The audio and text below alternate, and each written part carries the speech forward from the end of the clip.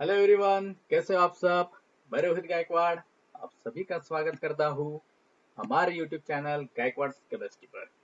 My dear students, आज का हमारा टॉपिक है आयनाइजेशन एंथैल्पी। इसमें हम सबसे पहले जानेंगे basic introduction of ionization enthalpy.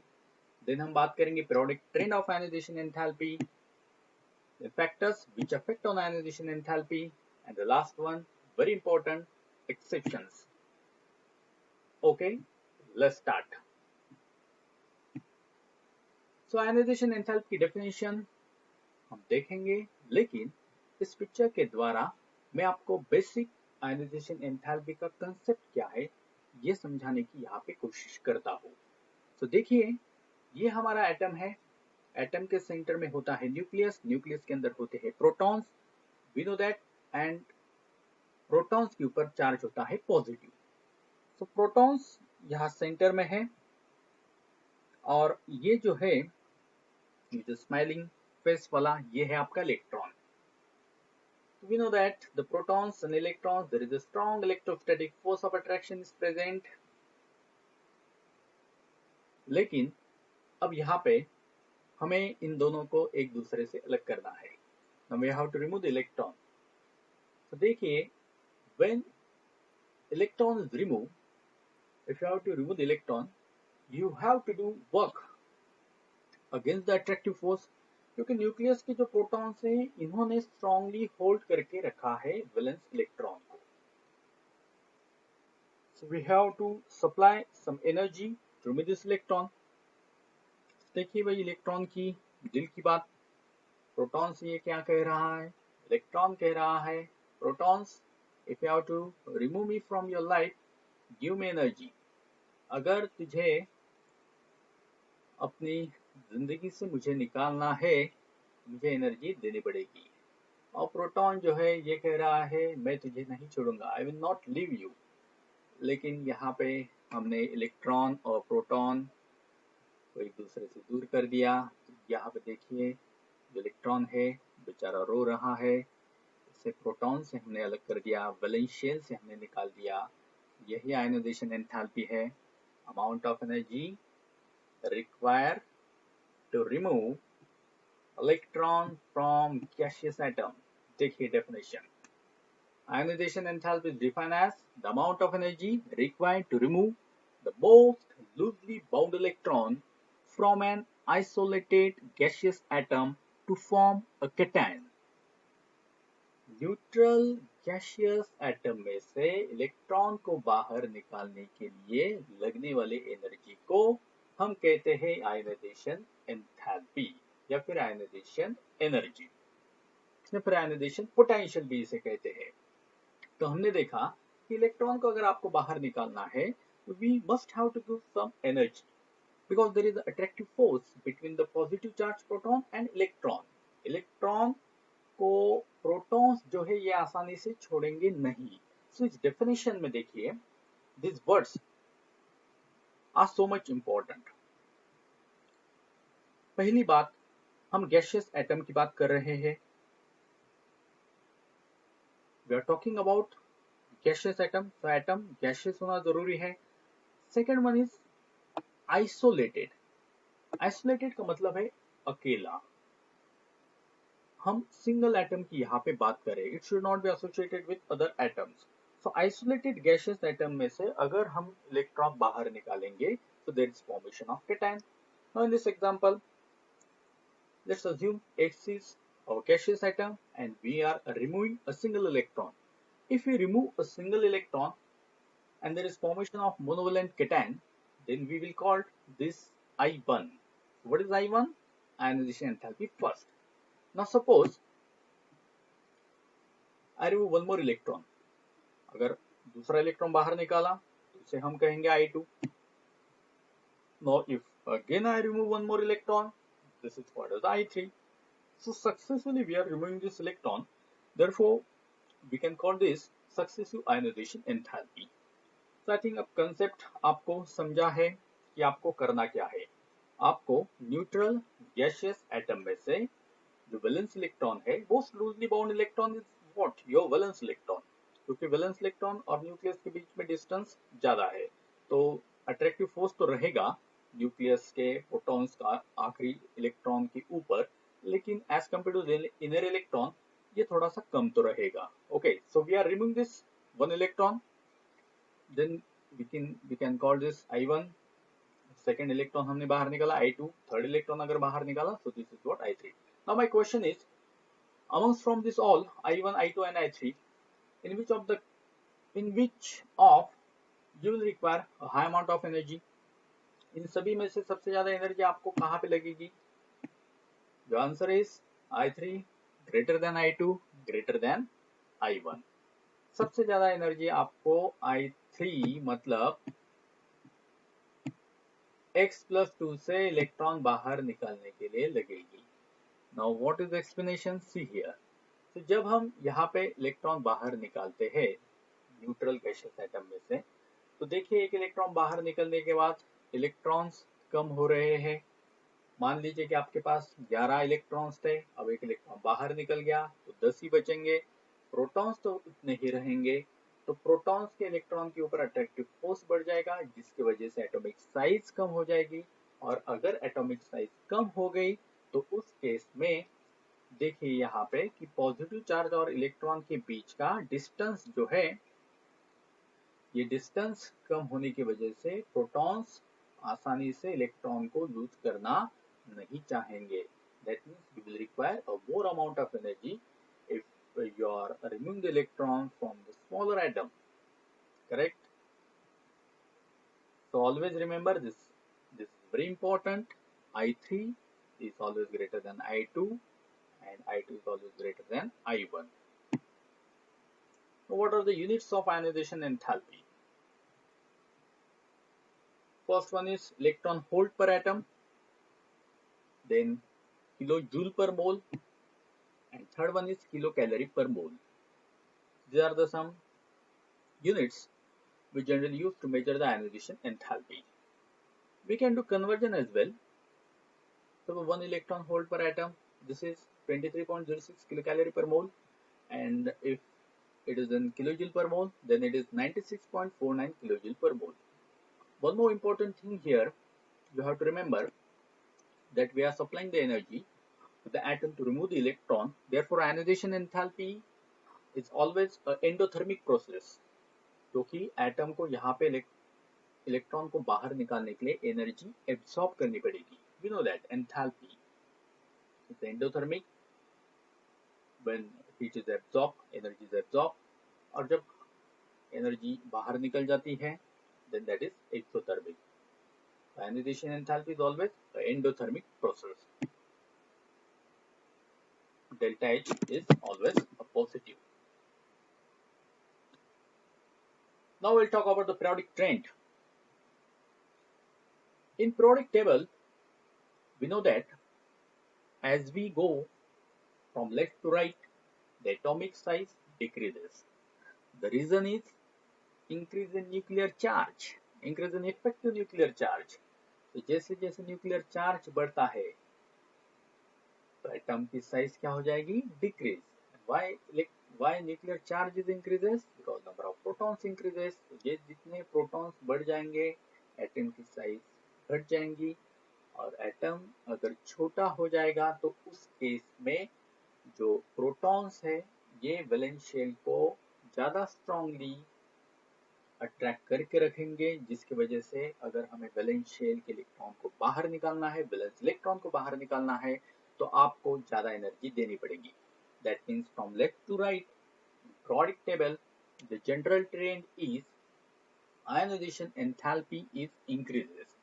I am talking about general trend. This word is so much important. Generally ऐसा होता है, लेकिन हम आगे अभी इस लेक्चर में exceptions भी देखने वाले हैं. So remember, generally left to right, ionization enthalpy is increases. Now as we go from top to bottom, atomic size is increases because the number of shells are increases, and therefore the distance between the positive charge proton and the electron is increases. As distance is increases, attraction is decreases. Distance is increases, attraction between the positive charge proton and electron is decreases. Therefore it is more easy to remove the electron. तो यही reason है कि जैसे हम top to bottom जाते हैं, देखिए electron को निकालना बहुत आसान हो जाता है। That means electropositive characters are increases, electropositivity is increases, और we can say that metallic character are increases. लेकिन लेफ्ट टू राइट जब हम जाते हैं तो आयनाइजेशन एंथैल्पी जो है ये आपकी इंक्रीज हो जाती है, जिसकी वजह से इलेक्ट्रॉन को बाहर निकलना मुश्किल होता है। You will require high amount of energy, therefore we can say that electropositivity is decreases, और metallic character is also decreases from left to right.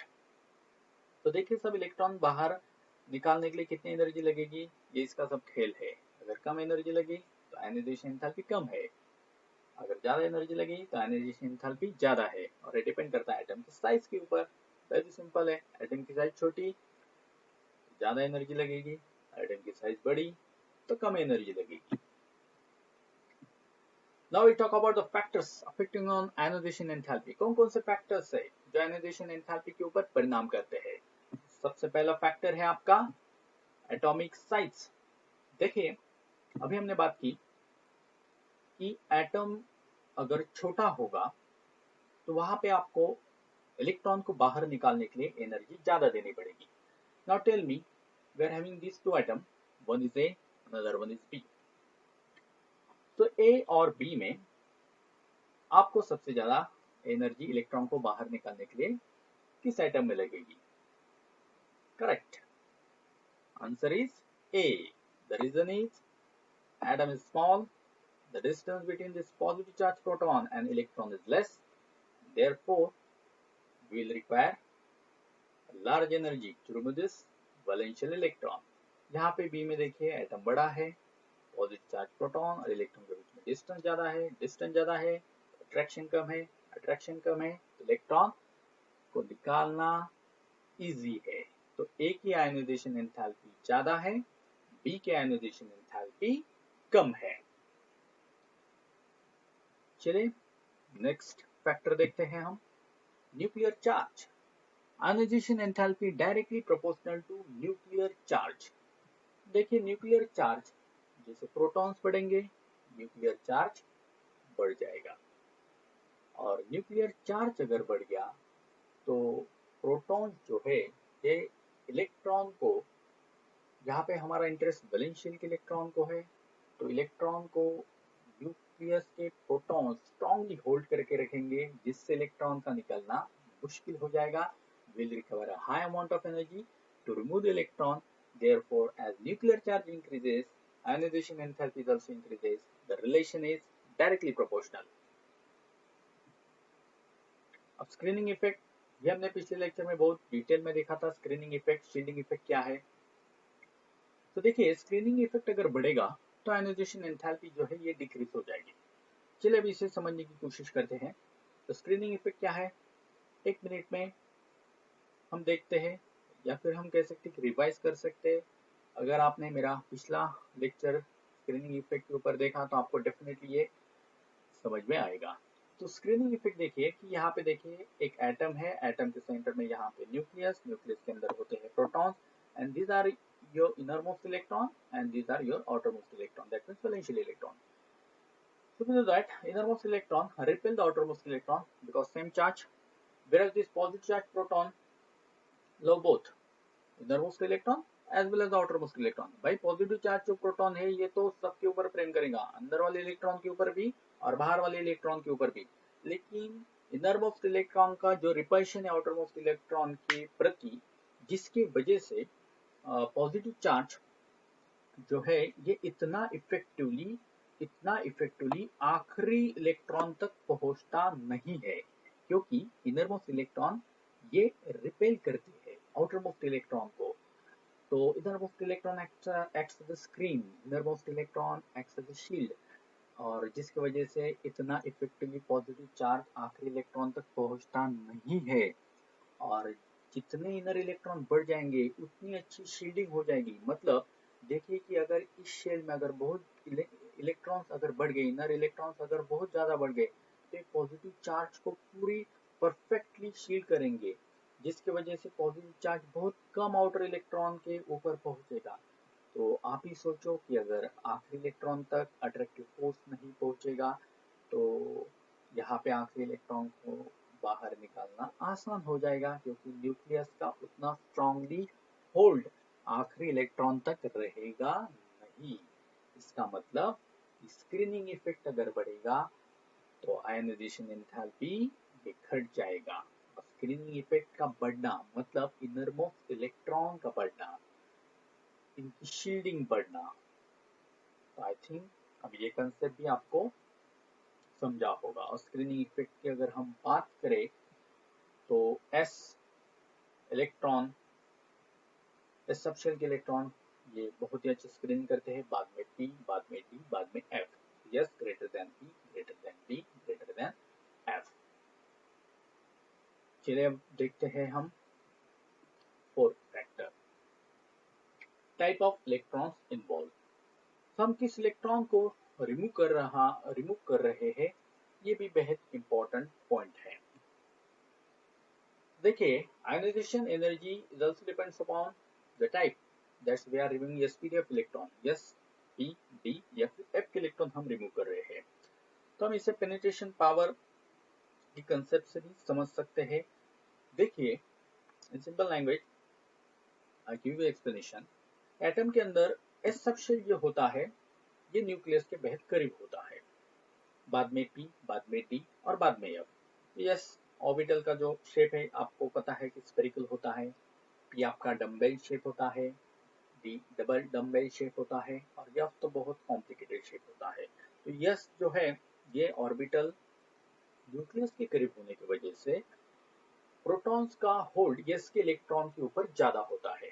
तो हमने अभी बात की कि अगर प्रोटॉन्स और इलेक्ट्रॉन के बीच का डिस्टेंस कम है तो प्रोटॉन्स टाइटली होल्ड करके रखेगा इलेक्ट्रॉन को, अट्रैक्टिव फोर्स ज्यादा रहेगा, तो उन इलेक्ट्रॉन को निकालना मुश्किल होगा, उन इलेक्ट्रॉन को निकालना मुश्किल होगा। तो याद रखिए कि s greater than p, greater than d, greater than f, this is the order of ionization enthalpy. चलिए एक एग्जांपल लेते हैं जिससे आपको और कंसेप्ट क्लियर होगा। अगर हमें पूछा कि 4s, 4p, 4d और 4f में सबसे ज्यादा आपको इलेक्ट्रॉन निकालने के लिए एनर्जी कहाँ पे ज्यादा लगेगी, मतलब आयनाइजेशन एंथैल्पी की ऑर्डर हमें पूछी है। Your answer will be what, 4s, second 4p, then 4d and 4f, because s orbital, s subshell is near to the nucleus, therefore it's very hard to remove the electron of s subshell। s subshell के electron को निकालने के लिए आपको ज्यादा मेहनत करनी पड़ेगी। This is the order, don't forget this. आइए देखते हैं एक सवाल। Now compare the ionization enthalpy of beryllium and boron. Beryllium का atomic number 4, electronic configuration 1s2 boron का atomic number 5, electronic configuration 1s2 2p1। अब यहाँ पे देखिए, बेरिलियम से हमें आखिरी इलेक्ट्रॉन निकालना है और ये जो आखिरी इलेक्ट्रॉन है ये 2s से निकालना है, बैलेंस। और बोरॉन से जो आखिरी इलेक्ट्रॉन हम निकाल लेंगे ये 2p से निकालेंगे। अभी हमने बात की कि 2s जो है यहाँ से इलेक्ट्रॉन निकालना मुश्किल है, क्योंकि यस ऑर्बिटल जो है ये न्यूक्लियस के होता है करीब, और न्यूक्लियस के करीब होने की वजह से प्रोटॉन्स इन यस इलेक्ट्रॉन को टाइटली होल्ड करके रखेगा। अगर प्रोटॉन इलेक्ट्रॉन को टाइटली होल्ड करके रखेगा, इलेक्ट्रॉन के ऊपर इसका अट्रैक्टिव फोर्स ज्यादा रहेगा, तो उस केस में आपको एनर्जी भी ज्यादा लगेगी इलेक्ट्रॉन को बाहर निकालने के लिए। इसका मतलब बेरिलियम और बोरॉन में जो आयनाइजेशन एंथैल्पी ज्यादा है ये बेरिलियम की है, क्योंकि बोरॉन में तो ये जो आखिरी इलेक्ट्रॉन है हम 2p से निकाल रहे हैं और p ये s की तुलना में न्यूक्लियस से थोड़ा सा दूर है। ऑर्डर याद कीजिए, ऑर्डर याद रखिए, s सबसे करीब, बाद में p, बाद में d और बाद में f सबशेल होती है। आई थिंक आपको अभी ये कंसेप्ट क्लियर हुआ होगा। चलिए, ionization enthalpy, beryllium is greater than boron। Now we'll talk about the fifth factor which affect on ionization enthalpy. It's also very important. The stability of half filled and fully filled subshell. तो देखिए exactly half filled and fully filled orbitals have greater stability than other configuration, and the reason for this stability is symmetry and exchange of energy. This is very important. Symmetry and exchange energy. This is the reason behind the high stability of the half filled and fully filled orbitals. So the electron present in the different orbitals of the same shell, same subshell, can exchange their position also. देखिए कि half fill जो है, half fill P3, P की capacity आपको पता है, B subshell की 6 होती है, तो हाफ फिल P3, डी की कैपेसिटी होती है 10, हाफ फिल D5, और F की होती है 14, तो F7, and fully fill P6, D10 and F14। तो ऐसा अगर आपको इलेक्ट्रॉनिक कॉन्फ़िगरेशन दिखे किसी एटम का, तो उस केस में उस पर्टिकुलर एटम में से इलेक्ट्रॉन को निकालने के लिए आपको बहुत ज़्यादा एनर्जी देनी पड़ेगी, क्योंकि ये जो इलेक्ट्रॉनिक कॉन्फ़िगरेशन ये स्टेबल इलेक्ट्रॉनिक कॉन्फ़िगरेशन है, और जिसका रीजन मैंने आपको बताया कि ये सिमेट्री एंड एक्सचेंज एनर्जी की वजह से है। आइए देखते हैं यहाँ पे कि ये P सबशेल है जिसके अंदर 3 इलेक्ट्रॉन है, मतलब ये हाफ फिल है, और राइट हैंड साइड में आप देख सकते हो यहाँ पे ये फुल्ली फिल है। उसी प्रकार से D half fill and D on the right hand side that is fully fill. तो P सबशेल के अंदर जो ऑर्बिटल्स होते हैं Px, Py, Pz, ये इलेक्ट्रॉन जो है ये आपस में इंटरचेंज भी हो सकते हैं, जिसके वजह से इनकी जो स्टेबिलिटी है ये स्टेबिलिटी बढ़ जाती है।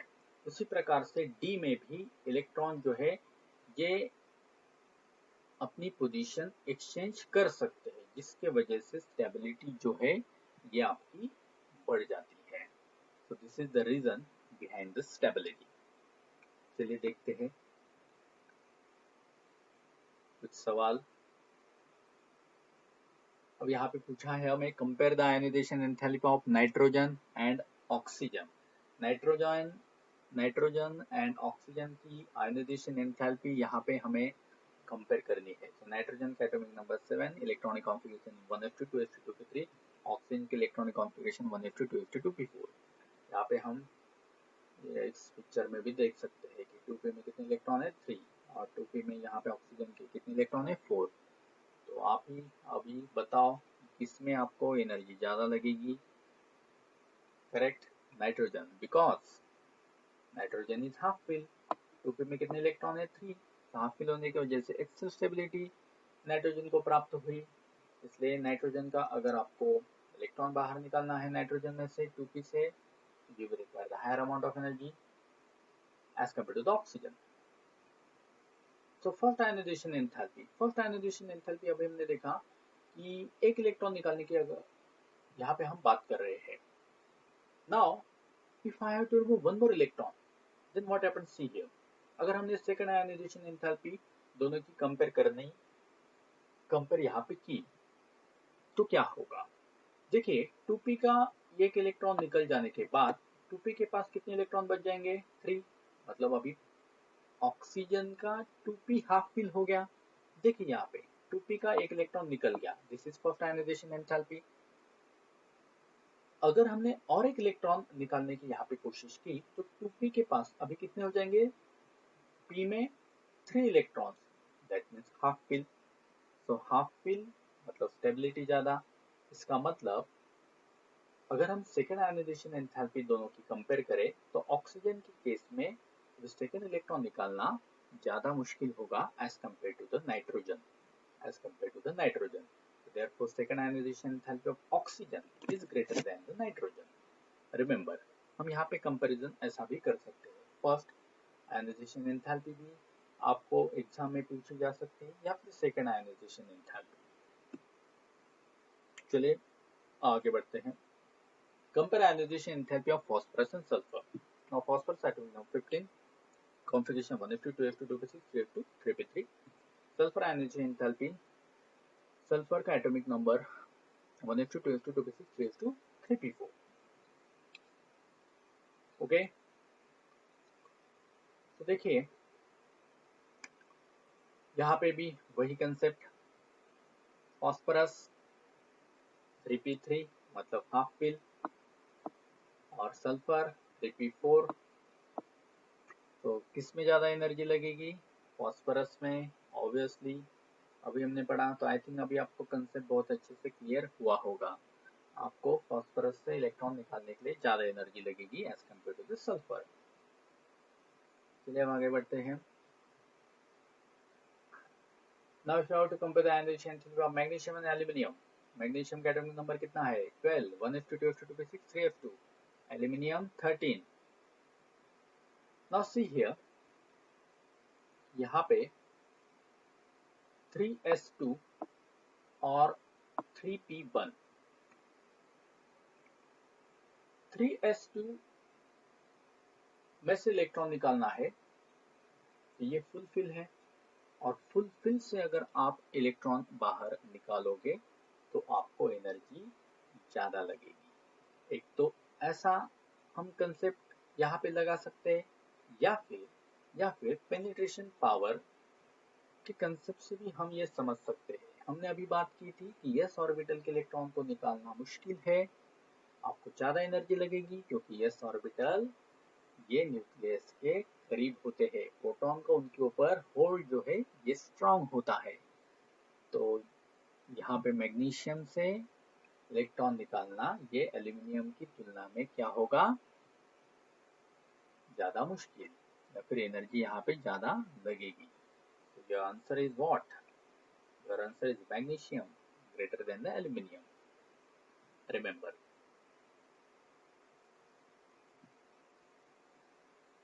Okay, now we'll talk about some very important exceptions that will definitely help you in your exam. तो ये जो स्लाइड है ये बहुत ही कंसंट्रेशन के साथ अब आप यहाँ पे देखिए। The ionization enthalpy order of group 13 follows the order. Group 13 मतलब देखिए, boron, aluminium, gallium, indium, thallium, आपको ट्रिक पता होगी इन सभी एलिमेंट्स को याद करने की। बैंगन, आलू, गाजर इन थैली, करेक्ट। तो देखिए हमने बात की थी कि जनरल 10 के बारे में, डाउन द ग्रुप जैसे हम जाएंगे आयोनाइजेशन एंथैल्पी जो है ये डिक्रीज हो जाएगी।